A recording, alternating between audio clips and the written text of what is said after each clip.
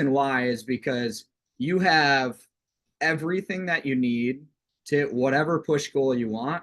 You probably just have to do more demos and have a bit more confidence. It's probably as simple as that. Sales is a transfer of certainty, confidence across a bridge of trust. Build good rapport, ask for the order with confidence. Right? Before we even jump in here, I want you to write down, give yourself a number. How many times so far for the push have you asked somebody to buy our Cutco kitchen? How many times have you asked somebody to buy the kitchen? Write that number down. Okay. It's probably 0. So I'm going to say, and I'm just going to take a guess. You probably haven't sold one yet if you haven't asked somebody to buy it. Okay. So like last year I taught like probably too much stuff. This year I'm trying to keep it really simple, which is that you just got to ask for the order with confidence, and you'll probably be amazed at when people say yes. Right? Sometimes people actually say yes, believe it or not. But I'm going to give you some philosophies of closing, some frameworks to follow, and then I'm going to give you some one-liners that we can use on our demo. And if you are a part of the saga, you probably know this already. I'm going to give you a bonus script as well on how you can close on every single demo with one piece every stinking time. Okay, so let's start with some philosophies. And again, I hope that you know some of these things already. That's good. Write them down anyways. Number 1, customers don't buy when they understand. Customers buy when they feel understood. Customers don't buy when they understand. Customers buy when they feel understood. How do we make someone feel understood? Actually understand what they're saying, which means we probably got to ask better questions in our close. We probably have to ask better questions in our close. Sales lesson number 1. Sales lesson number 2.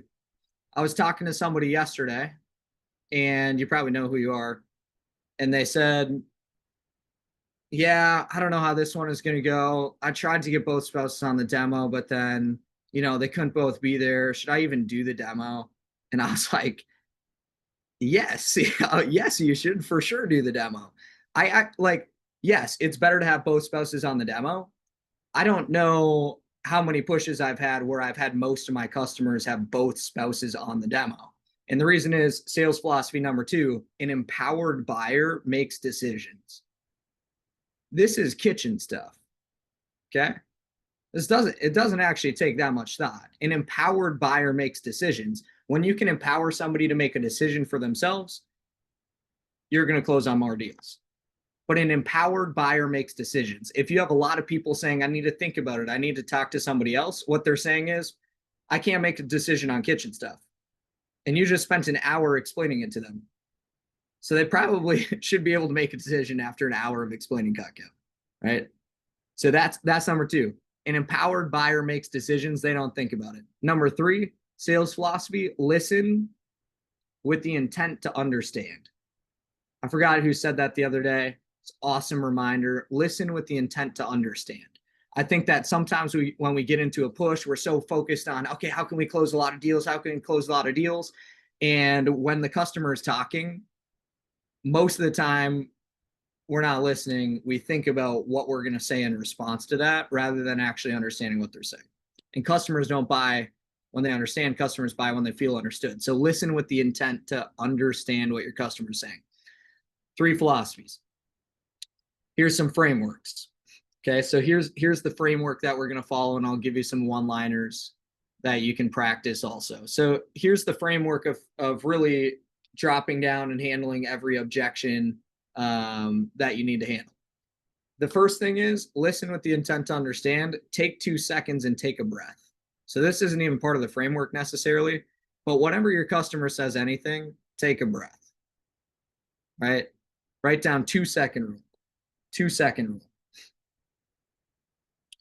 You ask for the order, wait 2 seconds and take a breath. After they say no, take 2 seconds and take a breath. Hey, do you want to get this? No, I don't think so. I don't know if I'm going to get anything today. Okay. Yeah, no worries. and then you can respond. Having a breath gives this space in this relaxed environment that allows space for decisions. The more space that we can provide on the demo, the better our customer can make decisions as we're dropping down throughout that process. So before we get into even the framework of handling objections, dropping down to the next thing, we have to take a breath. All right, 2 seconds, 2-second rule, take a breath. All right, here's the 3-step framework. 3-step framework. Number 1, restate. Okay, restate exactly what they said. If we know customers don't buy when they understand, customers buy when they feel understood, we got to practice our active listening. So if my customer says, you know what, I'm probably not going to get anything today. What's my response? Okay. So what I'm hearing is you're probably not going to get anything today. Is that right? And you might be like, that sounds dumb. It's not dumb. This is active listening, because here's what will happen. When your customer says, I don't know, it's a little bit too much money. I probably don't want to spend that much on knives. Okay. So what you're saying is you probably don't want to spend that much on knives. Your customer will start to actually explain the real objections and their concerns with the product. Okay. So what they'll start to say is, yeah, I mean, we have this to pay for, and plus we have some of the same pieces, and plus, you know, I don't know if we really need the extra fork at the end and everything else that they're concerned about. Okay. Which is a good thing. It's actually a really good thing. So restate, don't restate kind of what they said, restate literally exactly what they said. All right, restate exactly what they said. And watch how they reveal more objections. So number 1, restate. Number 2, clarify the objection. Clarify the objection. Clarify the objection. If somebody says it's too many pieces, before I go to the next set, I better know what pieces they're concerned about, right? I have to know what pieces they're concerned about. Otherwise, I'm going to get to the next set, and what do you think my customer is going to say?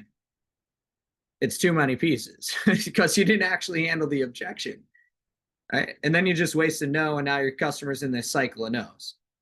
We want to get our customer understood and actually find the thing that makes sense to them. So number 2, you got to clarify the objection.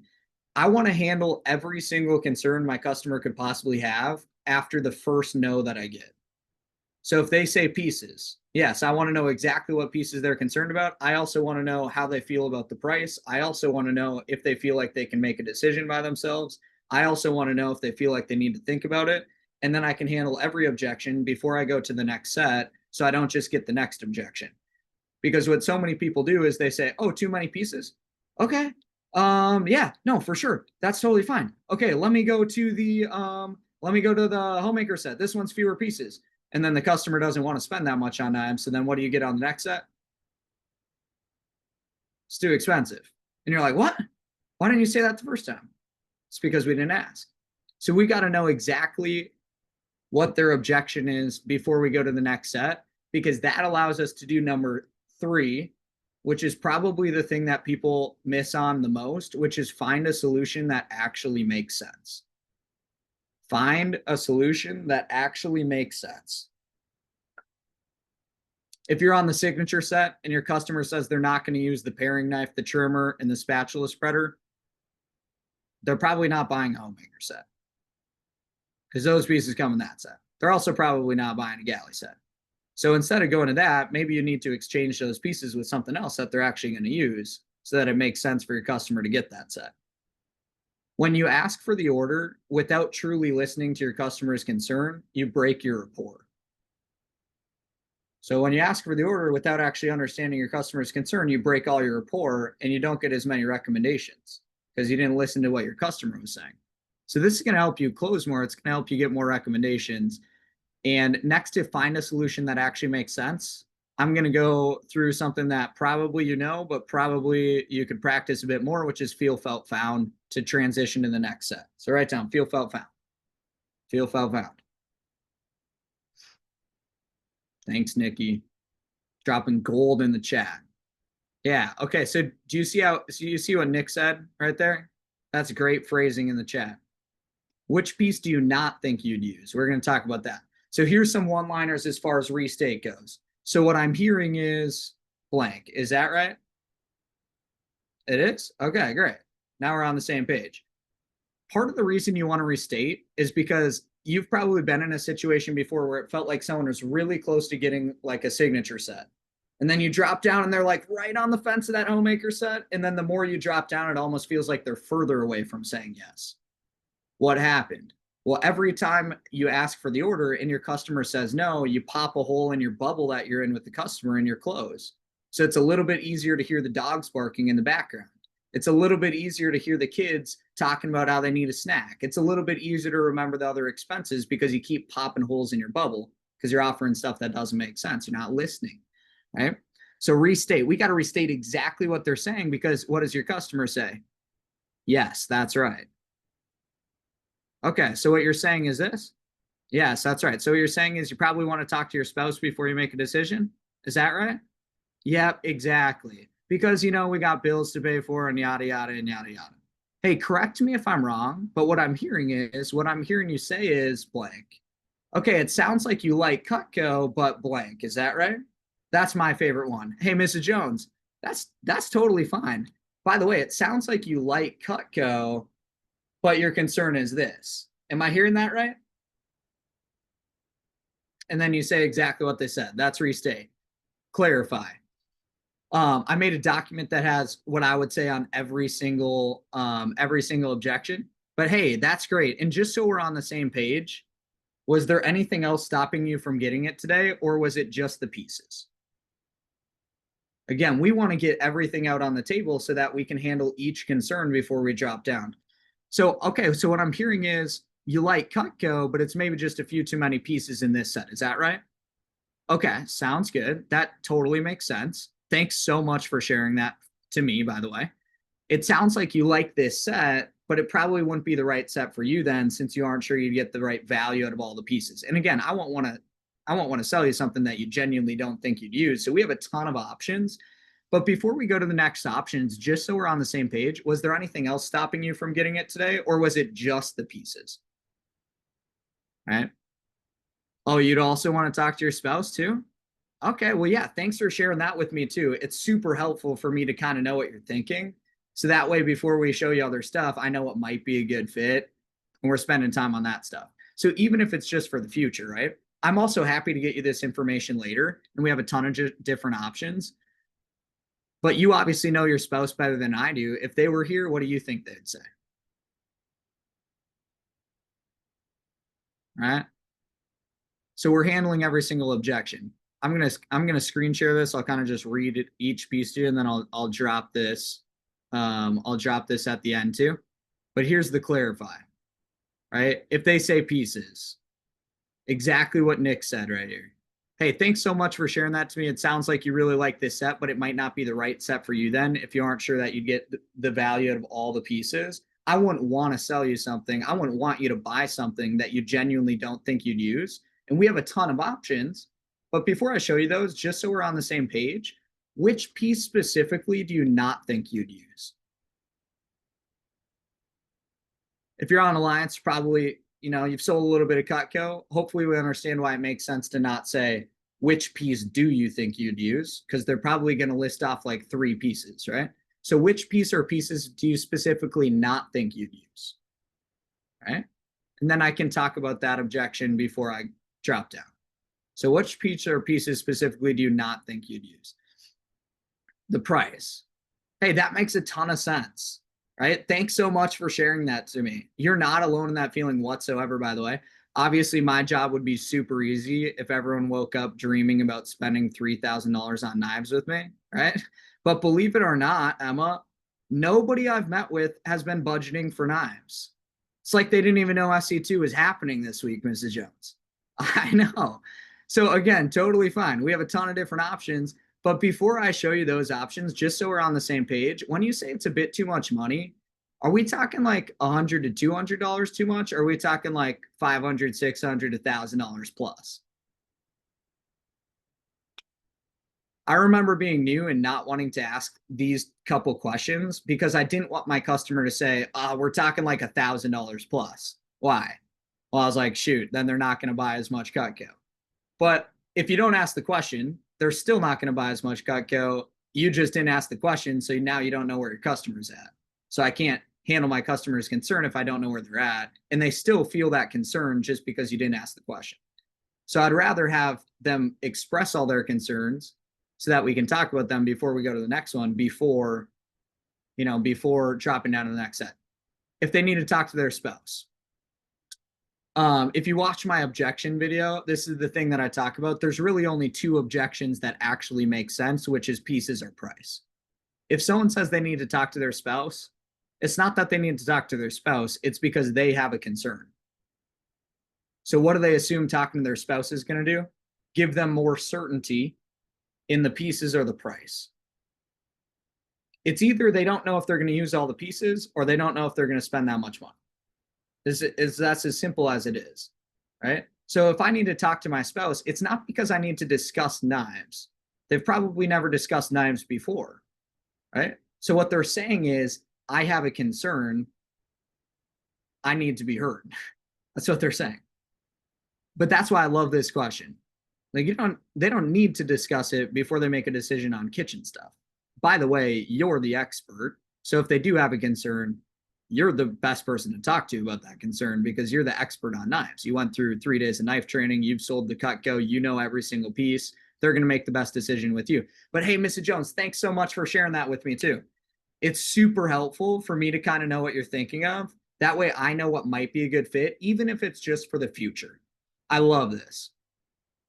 When we speak in hypotheticals, people open up a little bit more. Hey, even if it's just for the future, do you mind if I at least just show you what that looks like? That way you know, even if it's just for the future, right? I'm also super happy to get you this information too, so that way you have it. We obviously have a ton of options. Just so I know, just so we're on the same page too, you obviously know your spouse better than I do. If they were here, what do you think they'd say about it? Oh, they would probably say do it. Honestly, Liberty, they'd probably want even more knives. Has anyone heard that before? People say that all the time. They're like, honestly, I want to talk to them because they're going to want even more knives. And I'm like, okay, Eli, hey, that's totally cool that they want more knives. That's awesome. It wouldn't make sense to just guess on the stuff they're going to use though, right? So that's why it always makes sense just to get the stuff that you think you're going to use. And then we can talk about the trial option, right? You know how to sell Cutco. It's just getting the concerns out on the table. And then you can find a solution that actually makes sense in a second, right? If they say, oh, they'd probably say it's too much money. They don't necessarily know what their spouse is going to say. That's probably what their concern is. So it's really easy to pin my concern on somebody else. But what they're telling you is, I think it's too much money. If your spouse was here, what do you think they would say? Oh, I think they'd say we don't need knives. Okay, sounds good. Now I can handle that concern. Right? Because that's actually probably their concern. We can go back to pieces and price. It's really important to handle that though, right? If I'm not handling the objection of like, hey, totally makes sense. Yeah, great. What do you think they would say? And then I just drop down to the next one. They're probably going to say, let me talk to my spouse about this too, because we didn't actually handle the concern that they had. If they need to think about it, hey, thanks so much for sharing that to me. Super helpful for me to know what you're thinking so I can show you what might be a good fit, even if it's just for the future. So I'm happy to get you this information so that way you have it later as well. And we have a ton of different options. But just so I know, so we're on the same page, what's the main thing that you're thinking about or contemplating? And if we already know it's pieces or price, is it maybe more just the specific pieces in the set? Is it more about the price? Is it maybe a little bit of both? And now we're right back here. Right? Pieces are price. Pieces are price. And then I threw this one on here because I've been talking to a couple people that said, well, they said they don't need new knives. So I threw this on here, which is exactly what I would say. If somebody says, I don't think we need new knives, and you don't address that concern before going down to the next set, what are they going to say? Yeah, like I said, we don't need new knives. you have to address the concern. You have to actually address the objection before we go to the next set if you want to close on the next thing, right? Because otherwise you're going to get the exact same objection. So this is exactly what I would say, almost word for word. Hey, I totally get it. Thank you so much for sharing that with me, Jeff. Just so you know, it's super helpful for me to know what you're thinking. What I can say though, Johnny, is that you're 100% right. You don't need new knives. In fact, you don't need knives at all. You could just rip the food apart with your bare hands, but we don't buy things we need. We buy things that we want that make life a bit more enjoyable, right? Exactly. So you're right. You don't need new knives. You don't need knives at all. But let me ask you this. Do you think eventually 10, 20, 30 years down the line, at some point down the line, you'll end up replacing the knives that you have right now? Do you think at some point down the line, like you might potentially 10, 20, 50 years down the line, could you see yourself eventually replacing the knives that you have right now? You could. Cool. And when you eventually replace them, could you see yourself replacing it with Cutco? Like, can we at least agree Cutco is pretty awesome? We can? Okay, exactly. So if we know eventually you're going to end up with new knives and there's no shelf life with Cutco, it just makes sense to do it when it's the least expensive it's ever going to be. But here's what I'll say. Sounds like today isn't the day to go with the full set here, which is totally fine. Just so I know, so we're on the same page, what is it that you're kind of thinking about or contemplating? Is it more of the pieces in the set? Is it more of the price? Is it maybe a little bit of both? If you could design your perfect set, what piece would this come without? Right? Like, what do you not think you'd use in this? What could you get by without? Right? Thanks, Ethan. I try to tell people that all the time. They just don't always listen. Okay. All right. Okay, so that's clarified the objection. Now, what I didn't throw on this document is how to handle each of those objections necessarily. If someone says it's too many pieces, you probably know what to say. Right? You probably know what to say. You just got to make sure that you have all the objections out on the table. Right? Probably got to make sure you have all the objections out on the table. But the last thing is feel, felt, found. So with the last couple minutes, write down feel, felt, found again. Feel, felt, found. Feel, felt, found. What I want you to get from this, if you've never heard of this before, I want you to start doing it because it's the perfect way to transition from one set to the next. It's the perfect, yeah, more blonde hair though. Okay. It's the perfect way to transition from one set to the next. So the feel, hey, Mrs. Jones, I completely understand how you feel. This is after we have all the objections out on the table though, right? So we got to get all the objections out on the table first, and then we can find a solution that actually makes sense. Mrs. Jones, let me just say, I completely understand how you feel. Like I said, my job would be super easy if everyone had a knife budget, if they were planning on spending $3,000 with me. That'd be awesome. All right. So the reality is, while it would be awesome to have the whole set all at once, it isn't always the day to go with the biggest, baddest set. Is that true? What does your customer say? Yeah, that's true. Exactly. Now we're getting more yeses. So maybe someday, eventually in the future, the time will come when you're ready to buy the entire book. But with kids and cars and cabins and yard work, it isn't always the smart decision to go with everything that Cutco makes. So I get that. And honestly, most of my customers, they've felt the exact same way. So customers buy when they understand, right? Or when they feel understood. So that's why you have to say, I completely understand how you feel. That's going to help them feel understood. The reason why I love saying most of my customers have felt the same way is the best way to sell something is to sell somebody else on it with that person listening. So they're listening in. That way they can make their own decision on what's going to be a good fit. People like making their own decisions. They like having that autonomy. So when we say most of my customers have felt the same way, I don't know what the solution is for you, but this is what they've found. My customer can buy into that, right? So honestly, most of my customers, they have felt the exact same way. And there's a little bit of social proof in that, where they would love to have the whole set, but it's more of a nice to have rather than a practical everyday essential, where it could maybe squeeze into the budget, but it might be pushing the envelope to go with everything, right? But here's what they've found. What they found is the blank set tends to be the perfect solution because it's a few less knives for a lot less money. Or the blank combination of pieces is the perfect solution because it saves them a ton of money without sacrificing those everyday tools that will make the biggest difference in their kitchen. Or what they found is it's always better to have a few great knives like Cutco rather than none at all. So let me at least show you some other options. Can we agree, Mr. Jones, it's better to have a few great knives like Cutco rather than none at all, right? Exactly. So let me at least just show you some other options. And then you offer a solution that actually makes sense. Finding a good solution, that's up to you, right? I can't tell you the perfect solution for every single person's concern, but here's one example. If I'm showing a homemaker's +8, 1664, and my customer says, you know what, I would never spend that much on knives.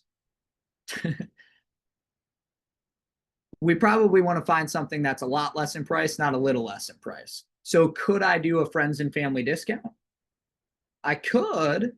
Are they going to buy that? Probably not. Probably not. They just said I would never spend that much on knives. You got to read your customer a little bit. That's why it's good to ask. Are we talking $100, $200 too much, or like $1,000 plus? $1,000? Okay. If they genuinely say $1,000, don't offer them a basic homemaker set. It doesn't fit with what you're saying, right? So it breaks the rapport. So 1664, could we? I actually want someone to try this today and see if you sell basic galley. Go from a homemaker set with the table knives straight to a basic galley set. Can we do that? It's basically half the price. It's probably going to fit more with what your customer is saying. So we want to read our customer a little bit and then find a solution that fits with what they're saying. So I can't tell you the perfect solution for every single situation, but you can customize a set that can fit with what they're saying, right? And then the last bonus step on this is to ask for the order with confidence. Ask for the order with confidence. Sales is a transfer of certainty across a bridge of trust. I love when Nick says this in training. Don't ask for the order like you're asking to date their daughter. Okay. Oh, what about this one? Is this a little bit better fit? Don't kill me. I love that, Nick. It's great. Ask for the order with confidence. When you ask for the order with confidence, you imply you should get this. This is worth it. Right? So it might be worth recording the end of your demo and listening to yourself ask for the order and then practicing it in the mirror. But this is what it sounds like. It's not, hey, and if you get this one, I could give you this for free. Hey, because I know how much value people get out of a set like this over the course of their lifetime, what I'm willing to do for you, because I know how much you're going to use it, is take a hit out of my commission and send you that petite Santoku along with it for free to earn your business and help you check knives off the list forever. So how does that sound? Is that the winner, Mr. Jones? Should we do this? What do you say? Ask for the order with confidence. All right. Yeah, don't be afraid of bonus stuff. That's good. Ask for the order with confidence.